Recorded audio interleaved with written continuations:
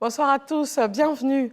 La Côte d'Ivoire est à l'honneur à la 75e édition du Festival de Cannes. La première dame, Dominique Ouattara, a reçu sur place un prix pour son engagement humanitaire à l'occasion d'un dîner gala organisé par Better World Endowment Fund. Au siège de l'UNESCO à Paris, la semaine africaine a démarré aujourd'hui. L'événement vise à accroître la visibilité de l'Afrique à travers la mise en valeur de la diversité de son patrimoine culturel et artistique. La ministre ivoirienne de l'Éducation nationale de l'alphabétisation a officiellement ouvert l'édition 2022. Ce lundi s'est ouvert ici à Abidjan une rencontre pour la formation des nouveaux commissaires des structures de gestion électorale en Afrique. Dénommé Programme d'orientation de nouveaux commissaires, cette formation est un moyen d'accroître les connaissances de ces commissaires et partant la démocratie sur le continent.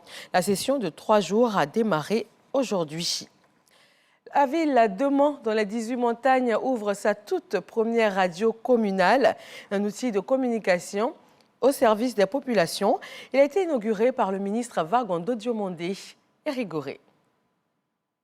Une première dans le monde de la communication dans le Tonkwi. La radio communale de la ville de Mans ouvre ses portes avec, pour premier animateur, Yves Zogbo Junior et son invité, Vagondo Diomandé, fils de la région. Radio communale de Mans, 93.2, proximité, union, cohésion. Invité de marque de cette cérémonie, le général de corps d'armée Diomandé Vagondo, ministre de l'Intérieur et de la Sécurité. Ma première question, c'est impression. Mais il n'y a que 2 mots qui me viennent à l'esprit, la joie et la satisfaction. La joie de voir aujourd'hui la commune de Mans dotée de ce puissant outil de communication qu'est la radio.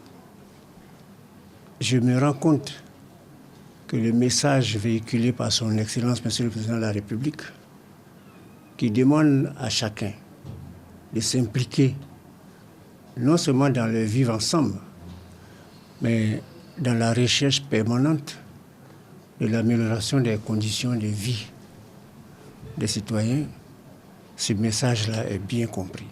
Cette radio de proximité aura pour mission de sensibiliser à la paix et d'accompagner le développement dans la région du Tonkwi et surtout de divertir les populations. Cette ouverture de la radio a donné lieu à des festivités et a enregistré la présence de toutes les forces vives de la région.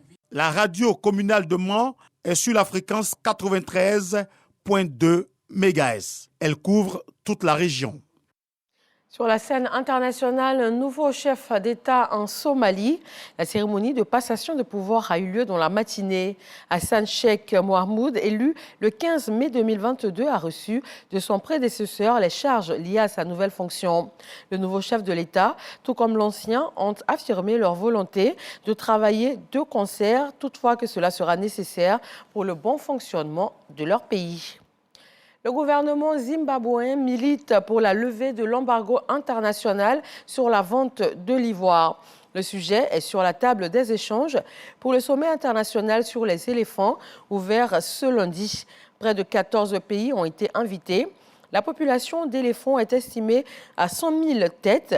Le pays possède plus de 130 000 tonnes d'ivoire, estimées à 600 millions de dollars, qui, selon le président zimbabwéen Emmerson Mnangagwa, permettrait de financer les parcs nationaux pour les 20 prochaines années.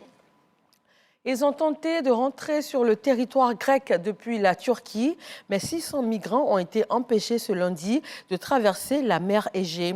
Lors de la plus importante tentative de migration cette année, selon les gardes-côtes grecs. 5 yachts et 4 canots pneumatiques ont quitté les côtes turques ce lundi matin. 3 yachts ont fait demi-tour, tandis que les gardes-côtes turcs ont été sommés de prendre en charge les autres bateaux. Voilà, merci de vous informer sur RTI 1 et je vous retrouve avec grand plaisir à 20h.